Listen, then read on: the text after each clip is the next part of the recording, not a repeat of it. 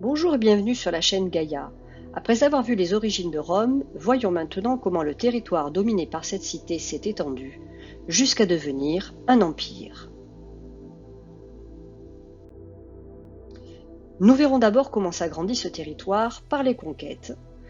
Puis, nous expliquerons quel rôle a joué l'armée dans cette extension et dans le maintien de la paix à l'intérieur de l'empire.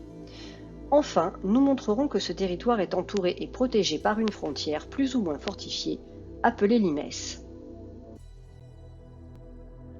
Commençons d'abord par expliquer comment le territoire dominé par les Romains s'est agrandi. Quelques siècles après sa fondation historique au 8e siècle avant Jésus-Christ, Rome se lance dans de gigantesques campagnes de conquête. Les conquêtes romaines démarrent au 3e siècle avant notre ère, et les premiers espaces conquis sont logiquement les terres à proximité immédiate de la cité, dans le Latium.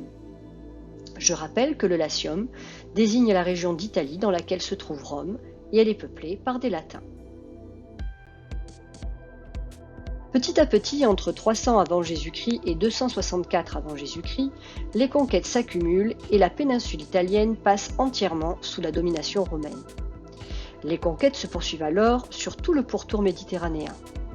C'est particulièrement sous la République et notamment entre 264 avant Jésus-Christ et jusqu'à la mort de Jules César en 44 avant Jésus-Christ que le territoire s'agrandit. Enfin, l'époque de l'Empire romain entre 27 avant Jésus-Christ et jusqu'au IIe siècle après Jésus-Christ finit d'agrandir le territoire romain. Au maximum de son extension au IIe siècle après Jésus-Christ, le territoire romain s'étend de l'océan Atlantique à la Syrie et de l'Angleterre à l'Égypte. L'Empire romain est donc présent sur 3 continents, l'Europe, l'Afrique et l'Asie. Cette progression se fait plus ou moins facilement, car les territoires et les populations opposent plus ou moins de résistance. 2 moments de résistance importants sont à signaler pour les conquêtes romaines. Tout d'abord, au IIe siècle avant notre ère, la progression de Rome se trouve en concurrence directe avec celle de Carthage, un empire d'Afrique du Nord. Puis, un siècle plus tard, c'est contre la Gaule. Revenons sur la résistance de Carthage. Alors que Rome domine la péninsule italienne et quelques îles de la Méditerranée, Carthage étend son extension sur toute l'Afrique du Nord et sur une partie de l'Espagne actuelle appelée Ibérie. Les 2 cités se disputent les mêmes territoires et les Carthaginois, c'est-à-dire les habitants de Carthage, se rapprochent dangereusement des possessions de Rome. Déjà, les auteurs anciens comme l'historien grec Polybe écrivaient au IIe siècle. Les Romains songeaient avec inquiétude que si la Sicile tombait entre les mains des Carthaginois, ils auraient là des voisins excessivement encombrants et dangereux qui pourraient menacer directement l'Italie. Au total, 3 guerres appelées des guerres puniques ont opposé les Romains aux Carthaginois entre 264 et 146 avant Jésus-Christ. Ces guerres n'ont pas été continues, mais entrecoupées de périodes de trêve, et elles se soldent par la victoire de Rome. Ces guerres se nomment puniques, car en latin punici désigne les Carthaginois. C'est au cours de la 2e guerre punique que le chef des Carthaginois, Hannibal, décide de déclencher le casus belli, et partant d'Espagne, il gagne l'Italie avec une armée composée de 37 éléphants, qu'il fait traverser les Pyrénées puis les Alpes. Ces victoires font trembler Rome, mais il est finalement stoppé en Italie du Sud et finit par être vaincu. Ensuite, au 1er siècle avant Jésus-Christ, c'est la Gaule qui oppose une grande résistance à la domination romaine. Rome possède alors déjà la province de la Narbonnaise, allant de Montpellier jusqu'à Lyon. Mais la conquête du reste de la Gaule revient au général Jules César. Il lui faut pratiquement 6 ans entre 58 et 52 avant Jésus-Christ pour soumettre les différents peuples gaulois après avoir subi une terrible défaite à Gergovie, mais il achève la conquête par une éclatante victoire à Alésia. Cette conquête est difficile à cause de l'opposition du chef de la tribu gauloise des Arvernes, Vercingétorix. C'est donc en 52 avant notre ère, suite à la bataille d'Alésia, que la Gaule intègre l'Empire romain. Vercingétorix se rend alors à César, il est fait prisonnier et amené à Rome où il sera exécuté quelques années plus tard. Voici quelques exemples d'opposition, mais malgré ses résistances, Rome a poursuivi ses conquêtes et s'est emparé de nouveaux territoires. Ce succès, elle le doit d'abord à son armée. Ce qui explique la qualité et la rapidité de ses conquêtes, c'est la qualité de l'armée romaine. Celle-ci est constituée de plusieurs légions.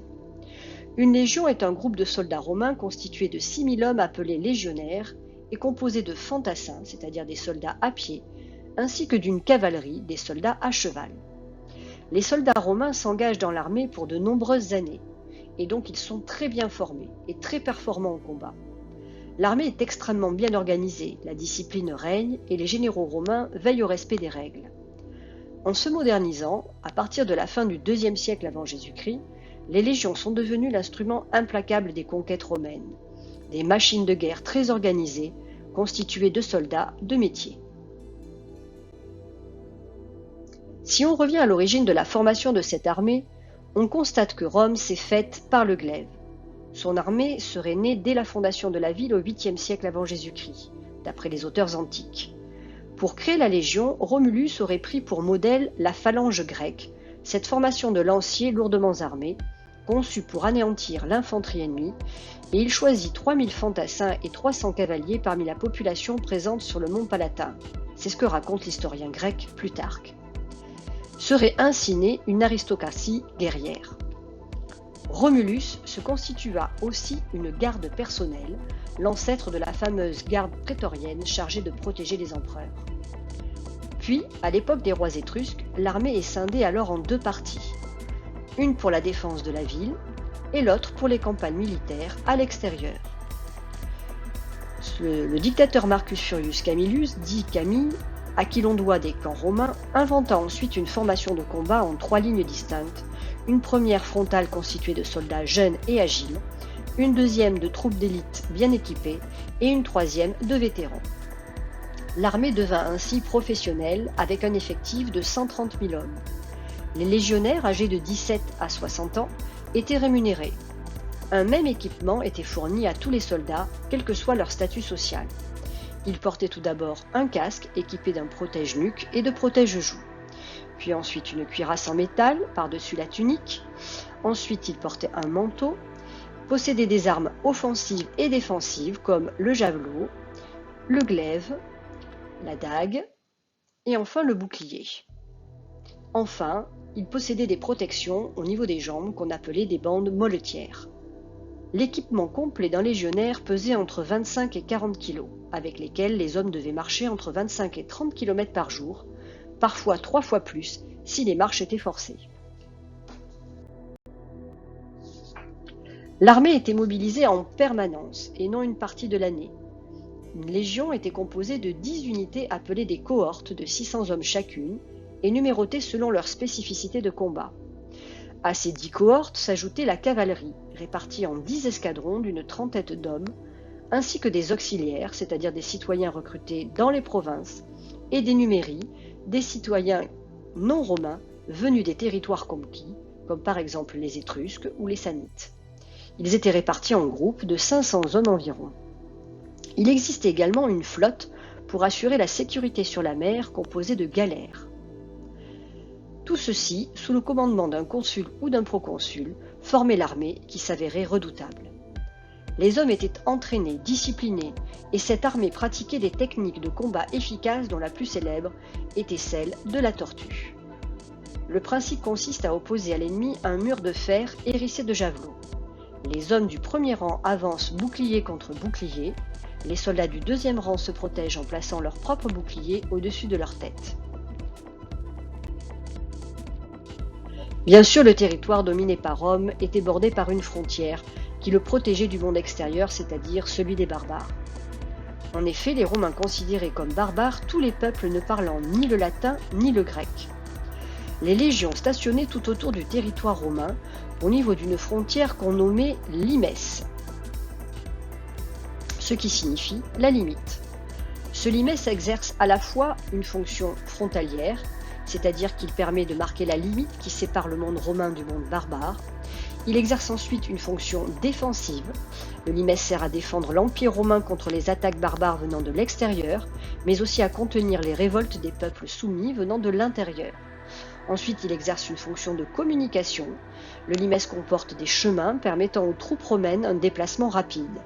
Les informations étaient communiquées entre les tours de guet par signaux visuels ou sonores.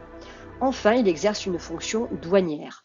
La fonction principale du limes était en fait de contrôler les frontières en établissant des points de passage obligatoires pour pouvoir gérer le passage des populations barbares, mais aussi des marchandises et surtout de les taxer. Mais à certains endroits, ce limes pouvait être consolidé ou fortifié, avec des murs de pierre, des forts, des tours de guet, des palissades. En général, ce limes fortifié se trouvait là où les peuples voisins étaient assez remuants et tentaient régulièrement d'envahir l'intérieur du territoire romain. Ainsi, on trouve un limes fortifié en Angleterre, avec la présence de 2 murs. Le premier le mur d'Adrien, le second le mur d'Antonin, du nom des empereurs qui les ont fait construire. Ensuite, on le trouve en Germanie, c'est-à-dire en Allemagne actuelle, où les Germains représentent des peuples remuants, tentant régulièrement des incursions, mais également en Dalmatie et en Thrace pour se protéger des attaques des Daces, tout le long de la frontière syrienne pour lutter contre le peuple parthe, et enfin en Numidie afin d'éviter les attaques des peuples africains. Derrière cette frontière protégée par l'armée, les Romains vivent en paix et cette Pax Romana permet à Rome de connaître une grande prospérité.